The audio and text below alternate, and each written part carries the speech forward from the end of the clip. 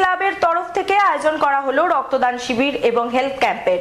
এই শিবিরের প্রধান উদ্যোক্তা হলেন কাশীপুর 1 নম্বর ওয়ার্ডের তৃণমূল নেতা আনোয়ার খান। চলে গরিবদের মধ্যে আটা চাল বিতরণ। এদিন উপস্থিত ছিলেন কাশীপুর বেলগাছিয়ার বিধায়ক অতীন ঘোষ, উত্তর কলকাতার সাংসদ সুদীপ বন্দ্যোপাধ্যায়, বসিরহাটের সাংসদ নুসরাত জাহান, ব্যবস্থাপনা মন্ত্রী জাভেদ আহমেদ খান, শ্রমিক সংঘের নেত্রী দোলা সেন, সাংসদ সৌগত রায় সহ অন্যান্য নেতা নেত্রীরা।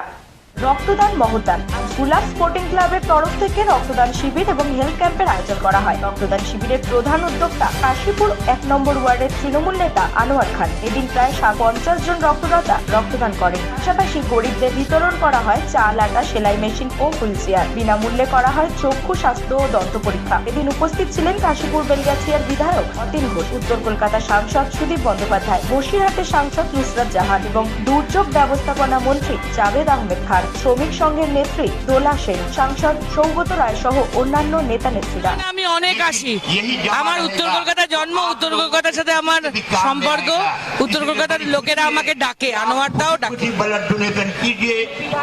খুব ভালো লাগছে।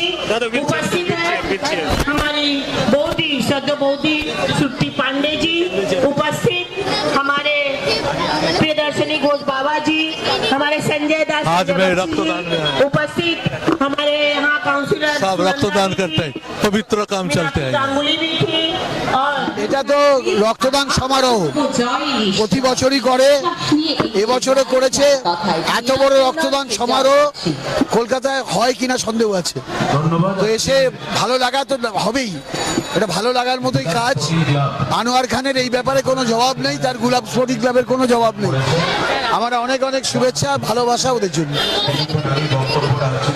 জনপ্লাবন হবে, জনপ্লাবন থেকে জনগর্জন উঠবে, যে গর্জনের আওয়াজ দিল্লি পর্যন্ত পৌঁছবে।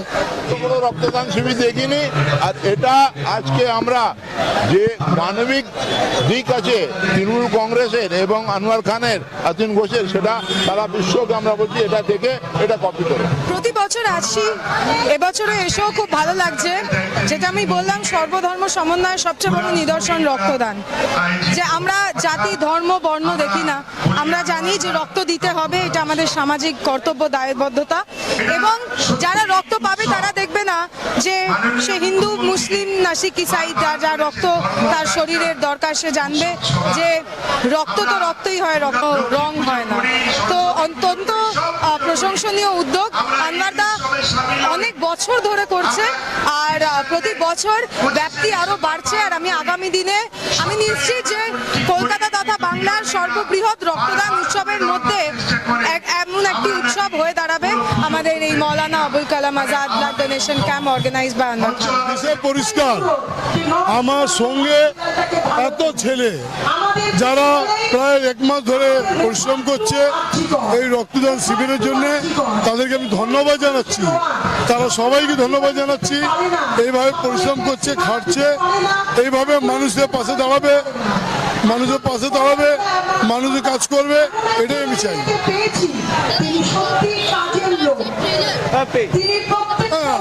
মানুষের কাজ করতে গেলে কোনো টেলার লাগে না, আন্তরিক ইচ্ছা, আন্তরিক মন থেকে মানুষের পাশে দাঁড়াতে হবে।